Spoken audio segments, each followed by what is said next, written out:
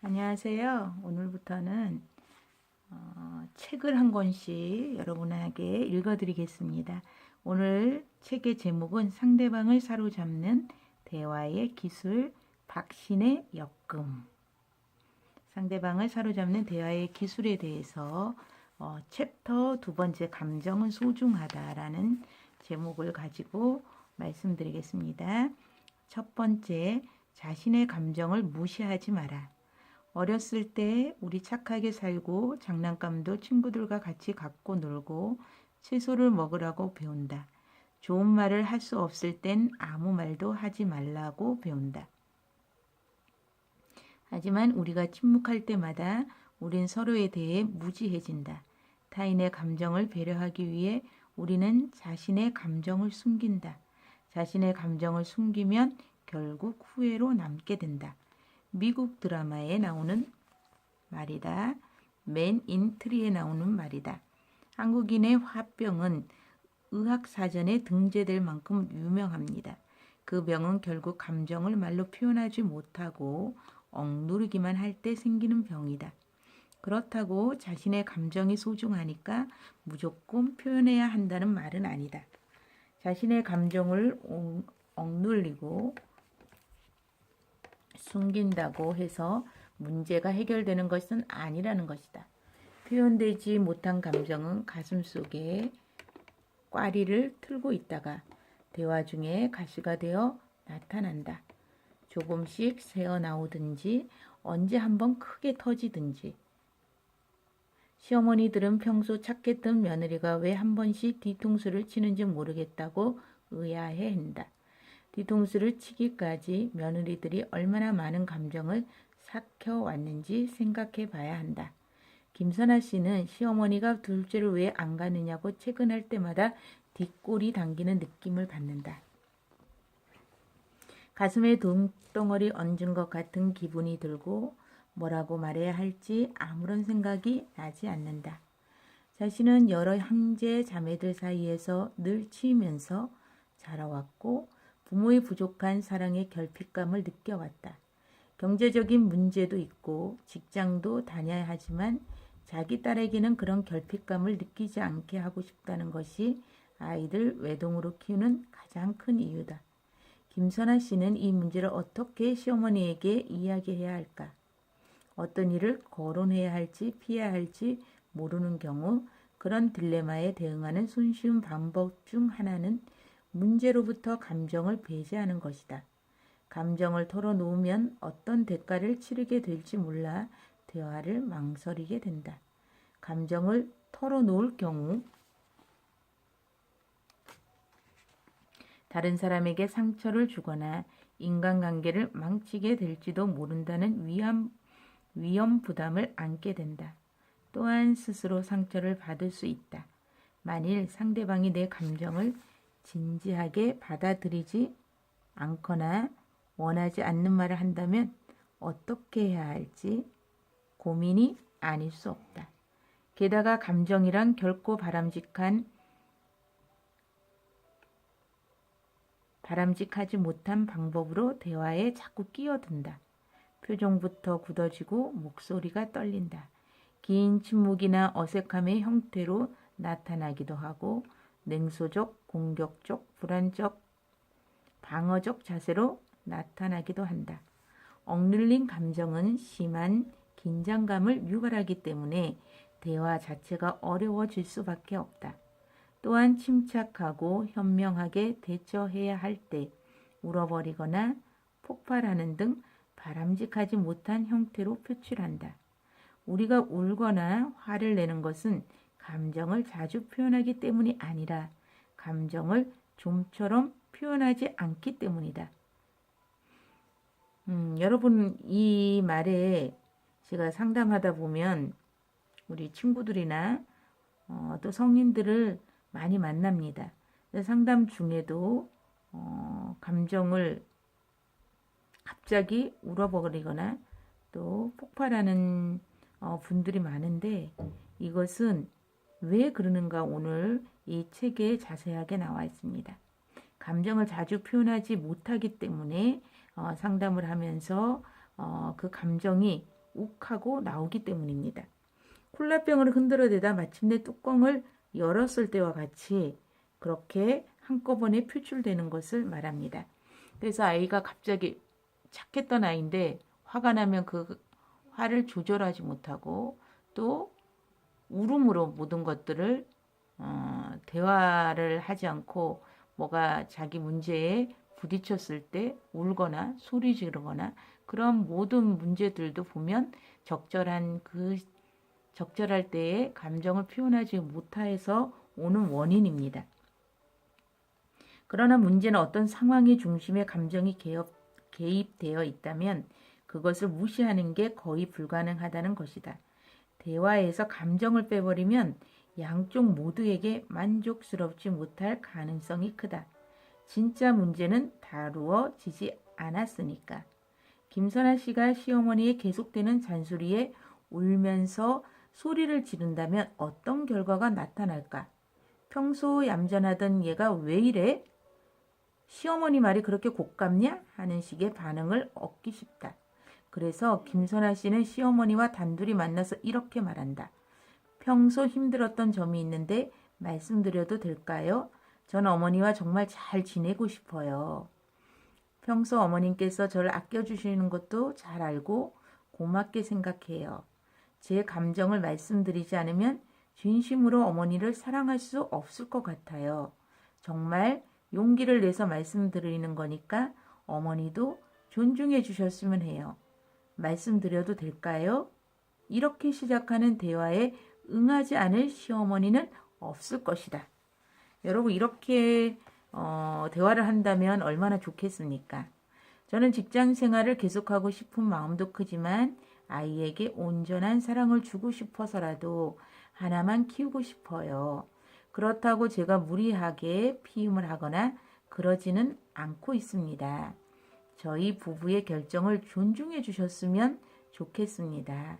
자꾸만 둘째 이야기를 하시니까 저는 다른 이유로 제게 불만이 있는 건 아닌지, 둘째를 안 갖는 며느리는 필요 없다는 식으로 생각하시는 것은 아닌지 걱정이 됩니다. 이제 시어머니의 반응이 궁금하지 않을 수 없다. 내가 그렇게 고지식한 사람은 아니다. 그런 얘기를 할 때마다 내가 별다른 내색을 하지 않기 때문에 그냥 일이 바빠서 자꾸 미루는 건 아닌가 걱정이 됐을 뿐이다. 물론 그건 너희가 알아서 결정할 문제이지만 나이를 먹으면 생각이 달라진단다. 지금 내 나이 때 생각과는 다를 수 있어. 더 지나서 후회할지도 모르고 그래서 걱정이 됐단다. 니네들이 그렇게 확고하게 결정한 거라면 좀 더 일찍 말해주지 그랬니? 이렇게 자신의 감정을 표현하지 않으면 상대방의 말에 귀 기울여 듣기 힘들다. 자신을 잘 표현할 줄 모르기 때문에 남의 표현에도 관심이 없다. 잘 들으려면 상대방에 대한 관심과 열린 마음이 필요한데 자신의 억눌린 감정만 계속 머릿속에 맴돌 뿐이다. 저 사람은 왜 저렇게 생각할까 하며 듣기보다는 저 사람은 나를 조금도 배려하지 않아 라는 생각만 반복하게 됩니다. 비록 자신의 감정을 표현하지 않기로 했어도 자신을 인정해주지 않는다고 느낄 때는 상대방의 말이 귀에 잘 들어오지 않습니다. 중요한 감정을 표현하지 못하고 억눌러야 한다는 생각은 스스로 자존심에 상처를 줍니다.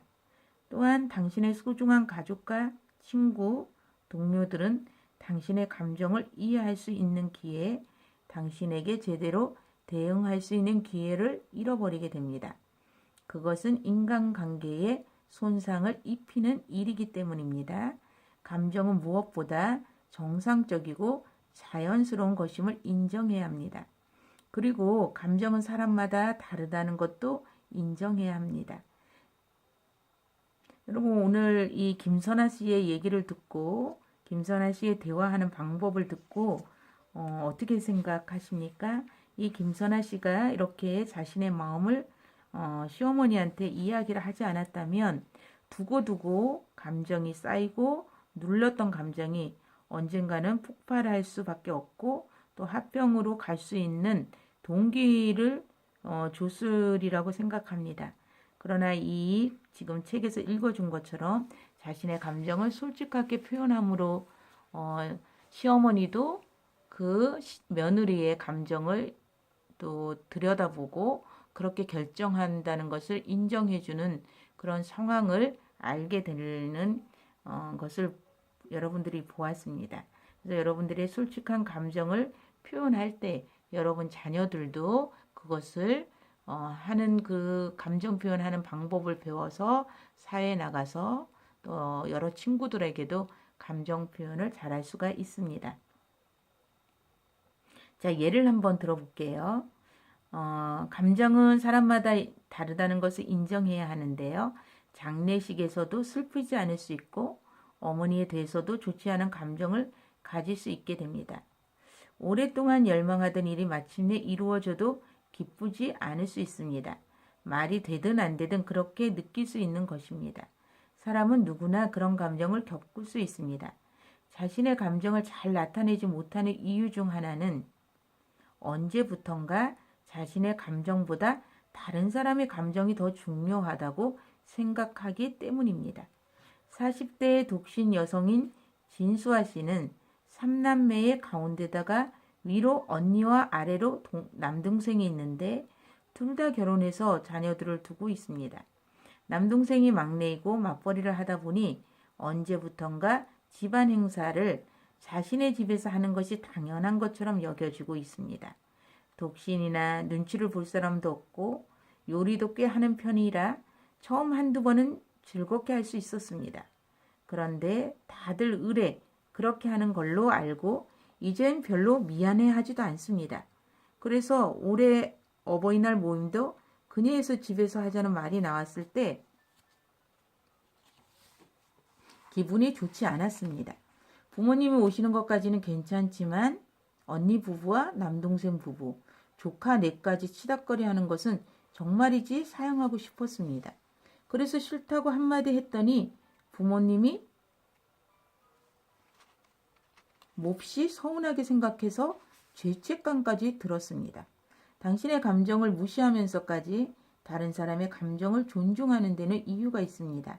당신이 따르고 있는 묵시적 규칙이 당신보다는 다른 사람의 행복을 중요하게 생각해야 한다고 말하기 때문입니다. 그러나 그것은 부당한 것입니다. 그들의 행복과 당신의 감정은 대등한 것입니다. 당신은 누가 나에게 화내는 건 정말 싫어. 그러니 내가 조금만 참으면 돼. 라고 생각한다면 자신의 감정을 무시하는 것입니다. 그러면 다른 사람들이 그 사실을 알고 당신을 마음대로 할 수 있는 사람으로 생각하기 시작합니다. 자신의 감정보다 다른 사람의 감정에 더 신경을 쓴다면 다른 사람에게도 당신의 감정을 무시하도록 가르치는 셈입니다. 진수아 씨는 이번 어버이날에 식구들이 다 모인 자리에서 이야기했습니다.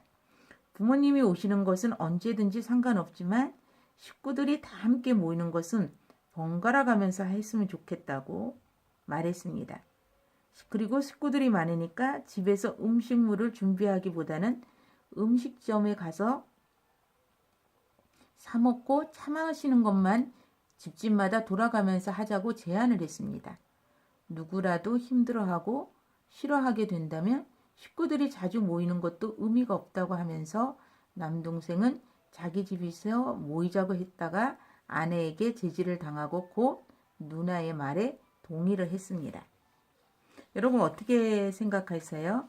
이렇게 수아 씨가 감정을 표현하지 않았다면 늘 이 수아 씨는 그 형제들까지도 조카들까지도 다 감당할 수밖에 없습니다. 그것을 기쁜 마음으로 하지 않고 힘듦을 내색하지 않고 하다 보면 언젠가는 가족 관계가 삐뚤어질 수밖에 없는 것을 여러분들도 많은 경험을 통해서 알 수 있을 것입니다. 오늘 여러분들에게 자신의 감정을 무시하지 말라는 제목을 가지고 짧은 글이지만 읽어드렸습니다.